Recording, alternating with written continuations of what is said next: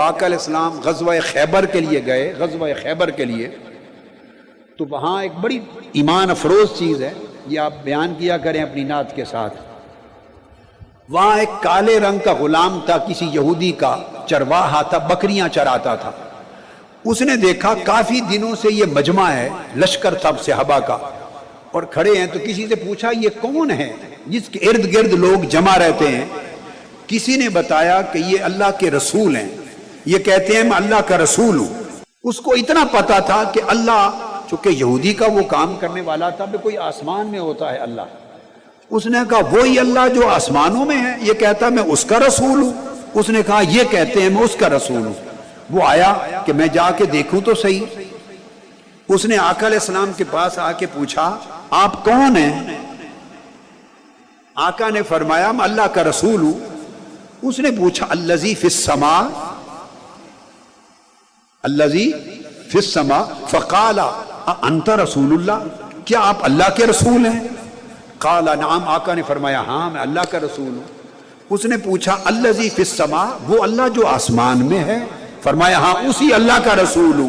قال نعم۔ اس نے آقا علیہ السلام کے پاس آ کے پوچھا میں آپ کو مان لوں؟ آپ نے فرمایا میرا کلمہ پڑھ لو۔ اس نے کہا پڑھاؤ۔ آپ نے کلمہ پڑھا دیا۔ جب کلمہ پڑھا دیا، وہ مڑ کے اس نے کنکریاں اٹھائیں تو بکریوں کا ریوڑ تھا، ان کی طرف کنکریاں ماری اور بکریوں سے کہا، خیبر کی زبان میں، عربی خیبری زبان میں کہا، بکریوں خود بخود اپنے اپنے گھروں کو چلی جاؤ، اب میں کبھی تمہارے پاس نہیں آؤں گا، اب میں کسی کا ہو گیا ہوں، اب میں کسی کا ہو گیا ہوں۔ بکریاں جس کو کنکریاں لگی، ہر بکری سیدھی اپنے گھر چلی گئی۔ کیا فرق تھا؟ اس ایک منٹ سے پہلے تو کوئی بکری اپنے گھر نہیں جا سکتی تھی تنہا، وہ لاتا تھا لے جاتا تھا۔ اب اس نے حضور کا کلمہ پڑھا، کنکریاں ماری، آقا نے بھی نہیں ماری، اس کالے غلام نے ماری، بکریاں گھروں کا راستہ جان گئیں، چلی گئیں۔ وہ پلٹ کے آیا، اس نے تلوار لی اور جہاد کیا، اس میں شہید ہو گیا۔ ابھی اس نے نہ غسل کیا ہے، نہ غسل کیا، اس نے غسل کے فرائض ہی نہیں سیکھے، نماز ہی نہیں سیکھی، اس کو پتہ ہی نہیں ابھی تک نماز کیا ہوتی ہے، کتنی نمازیں ہیں، پڑھنی ہے کیا، اس نے اتنا ہی سیکھا جو میں نے کل معاملہ آپ کو بتا دیا۔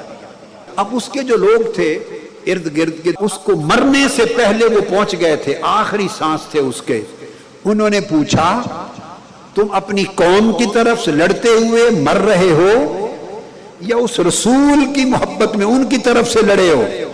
اس نے اشارہ کیا اس رسول کی طرف سے لڑا ہو۔ اتنی بات کہہ کے اس کی روح پرواز کر گئی۔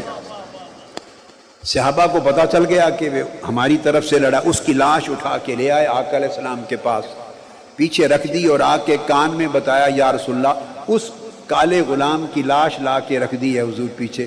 آپ اٹھے، اس کے پاس گئے، لاش کے پاس پہنچے تو تیزی سے پلٹ کے واپس آ گئے، تیزی سے پلٹ کے واپس آ گئے۔ صحابہ کرام نے پوچھا یا رسول اللہ کیا ہوا؟ آپ تشریف لے گئے، پھر کیا کچھ نہیں، پلٹ کے واپس آ گئے۔